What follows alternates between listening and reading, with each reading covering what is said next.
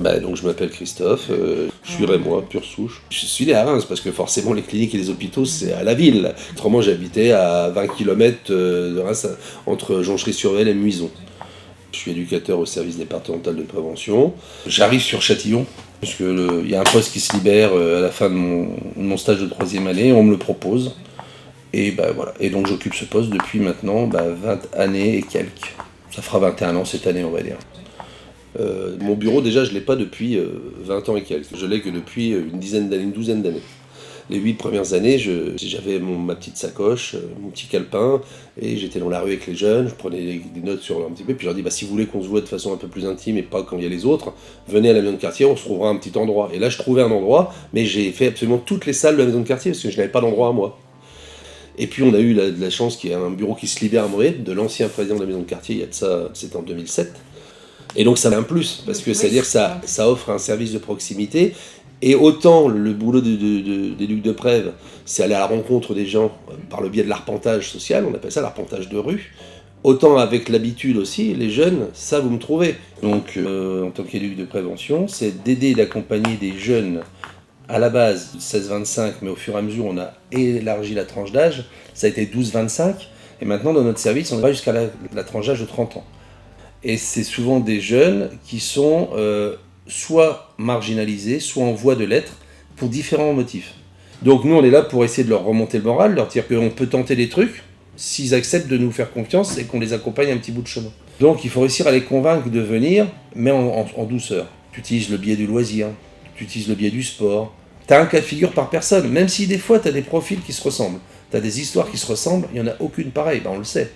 Mais qu'aujourd'hui, c'est peut-être plus compliqué d'entrer en contact que ça ne l'était au moment où j'ai pris mon poste. Pourtant, au moment où j'ai pris mon poste, il y avait des bandes énormes. C'est-à-dire que quand j'ai pris mon poste, dans fin des années 90, tu avais au niveau de l'Espasso, je sais pas, une bande de 30 à 40 qui picolaient, qui fumaient, qui cassaient des canettes, qui faisaient la nuit, le parking était en un seul tenant. Devant la maison de quartier, tu rentrais, tu slalomais entre des gens avec des chiens, des pitbulls et tout. Hein. Voilà, c'était ça. Mais en même temps, ça faisait peur, entre guillemets, mais ils avaient encore des choses à dire et il y avait encore une communication. Avant, quand t'arrivais sur une bande comme ça, ils t'interpellaient un peu véhément. « Hey, toi les ducs, tu sers à quoi là ?» Et ouais, voilà. T'arrivais, tu dis « Oh, calmez-vous, bonjour déjà. Moi je m'appelle Christophe, vous pouvez m'appeler les ducs, mais c'est Christophe. » Et là, paf, ouais, parce que ceci, parce que cela. Soit c'est des trucs collectifs, on en parle là, soit si ça te concerne toi dans ton parcours de vie, bien, je te trouve un endroit, puis on en discute tous les deux. Et puis je vois ce que je peux faire. Du coup, ça m'a permis de jouir d'une réputation plutôt très positive et très vite. Mais ceci dit, ça a fait un appel d'air énorme. Pendant 3 ans, j'ai pas vu le jour. Là. C'est ça. Et puis après, ce que j'ai toujours fait, mais qui comptait aussi beaucoup à l'époque, c'est redynamiser les gens par le projet collectif. Et j'ai toujours mis en place, depuis que je suis là, depuis 20 ans, 2 à 3 projets collectifs par an, si tu veux, qui me permettent de redynamiser une dizaine d'individus, une quinzaine d'individus par an. Tu vois ? On a fait plein de graphes. Peut-être qu'on repartira sur la cabane de l'Espasso qui est bonne à refaire. Même si elle était vachement bien, avec le temps, tu sais, ça se défraîchit. Tout ce qu'il y a sur l'Espasso, c'est nous qui l'avons fait. Ça, je pense que de mémoire, la maison de quartier date des années 60.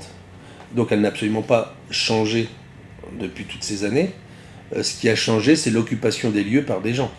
Déjà, quand je suis arrivé, il y a un truc qui était différent quand je suis arrivé. Quand je suis arrivé, c'était pas une maison de quartier.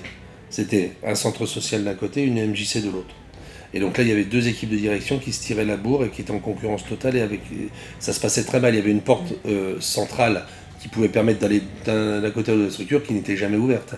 Et dans un premier temps, du coup, j'ai pas pu entrer à la MJC. Eux se sont développés en centre de formation et en radio, parce qu'ils avaient une radio aussi. Radio, centre de formation et atelier culturel très élitiste. C'est tout ce qu'ils faisaient. Mais donc en fait, il y avait très peu de gens du quartier qui y allaient. Bah ouais, un jeune de quartier, c'est un jeune comme un autre déjà. Il n'y a pas pour moi de jeune de quartier. C'est les générations, c'est un jeune. Voilà, c'est un jeune. Donc à l'époque, c'était des jeunes qui avaient quitté l'école assez tôt, qui glandaient un peu devant, qui attendaient tout un petit peu des autres. Il n'y a pas trop de problèmes, ils pouvaient rester des années chez papa maman, ils se faisaient pas virer de toute façon. Et puis en même temps, être seul à élever ses enfants, moi je trouve ça incroyable.